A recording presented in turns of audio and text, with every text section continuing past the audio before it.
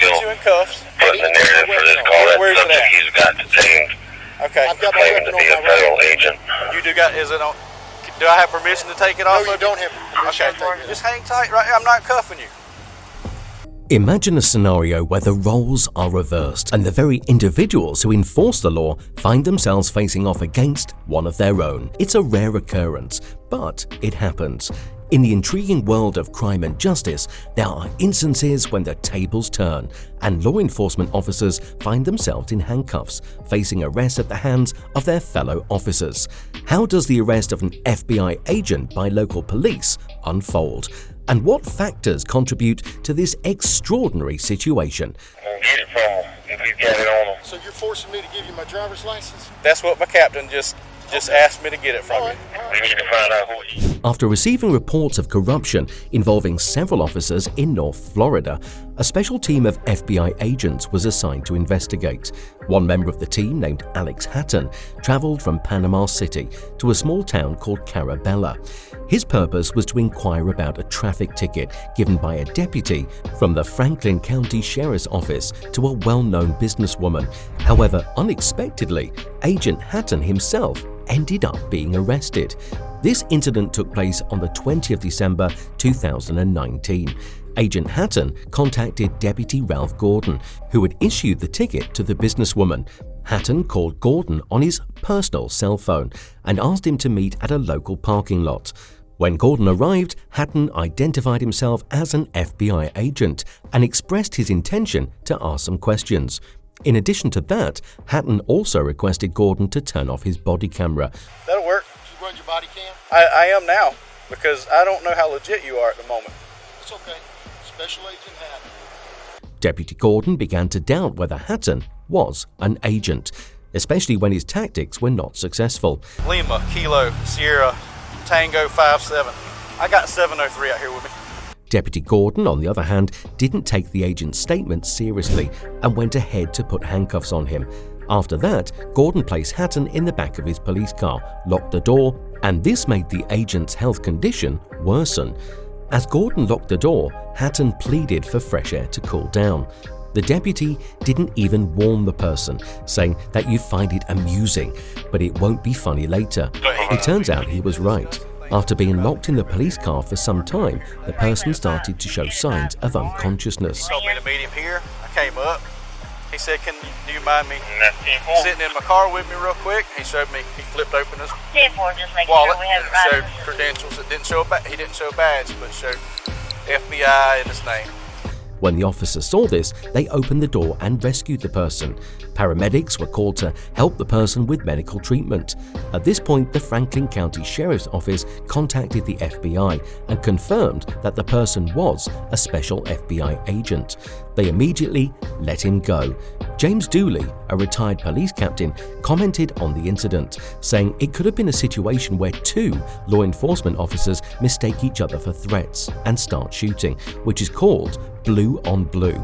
After the incident, FBI officials and the Franklin County Sheriff's Office had a meeting and agreed to be more open and transparent in their future operations. In his comment about the incident, Sheriff A.J. Smith of Franklin County said that they will use this situation to improve the cooperation between their agencies. Looking at the situation objectively, the operation was a complete failure. The FBI special agent not only didn't accomplish his assigned task, but his arrest also alerted all the corrupt police officers who were involved in the wrongdoing. It's worth mentioning that Agent Hatton didn't commit any crime.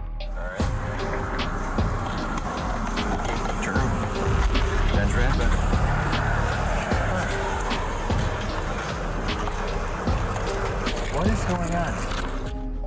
High-profile FBI agent involved in domestic violence. People in Michigan were shot after they discovered that someone they admired was an abuser. The abuser was Richard Trask, an FBI special agent from Kalamazoo, who had been representing the FBI in Michigan. He gained attention for his involvement in a failed plot to kidnap Governor Gretchen Whitmer. However, no one knew about the abuse happening in Trask's home until his wife reported domestic violence to the police. According to his wife, Trask and she had been to a swingers party where they had drinks, but she didn't want to go. On the way home, they argued about what happened at the party.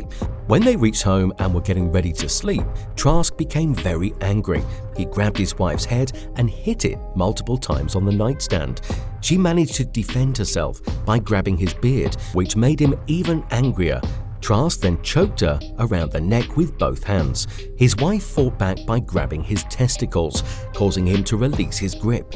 When the police arrived, Trask had already left the house in his wife's car. However, they quickly found him in a supermarket parking lot in Oshtemo Township.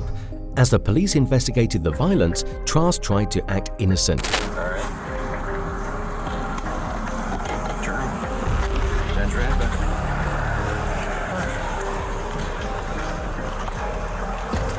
What is going on? And claimed he didn't know what happened. Even though Trask was aware of what was happening, the police still explained to him why he was being arrested after reading him his Miranda rights. Trask, however, refused to provide a statement about the fight. He was then handcuffed and arrested for a serious crime of assault to cause severe harm. When the news of Trask's arrest spread, people in Michigan became concerned and started questioning their trust in the police. This happened because 9 months earlier, Trask, who was an FBI special agent, had been involved in investigating and charging 6 men who were planning to kidnap the state's governor due to COVID-19 restrictions. Some criticized Trask for his actions against his wife, but his lawyer, Sarissa Montague, tried to remind people of his past service in the FBI. Although Carissa tried to clear Trask's name, many began to doubt his role, even in the arrest of alleged conspirators of the kidnapping of Michigan's Democratic governor. There was no doubt that Trask's domestic violence against his wife was the main reason behind the increase in such doubts. However, his anti-Trump social media posts and memes also played an important part in people's suspicions about Trask's credibility. But this was not the only high-profile case that Trask had worked on. He had also worked on numerous cases involving espionage, terrorism, and domestic extremism. Governor's kidnapping case was taking quite a different turn.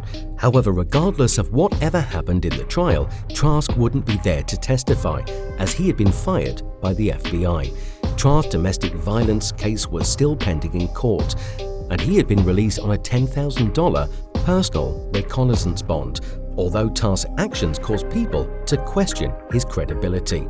As we conclude our journey through the captivating world where cops arrest FBI agents, we're left with a sense of awe at the intricacies of law enforcement, the collision of different agencies, and the inherent conflicts that may arise reveal the complexity of maintaining order in society. This extraordinary scenario serves as a reminder.